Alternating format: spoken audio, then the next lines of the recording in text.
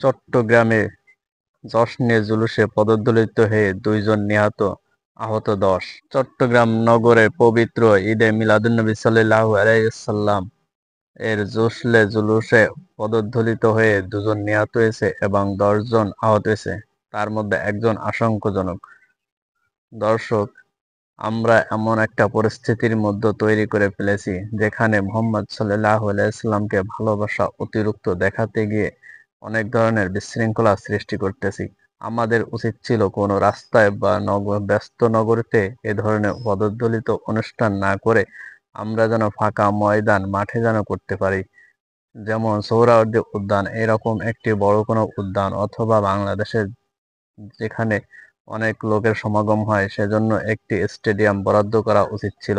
চট্টগ্রাম স্টেডিয়ামে এ ধরনের অনুষ্ঠান আয়োজিত হলে আমাদের মধ্যে হয়তো অনেকেই এভাবে বেঁচে যেত বা অসুস্থতার থেকে বেঁচে যেত।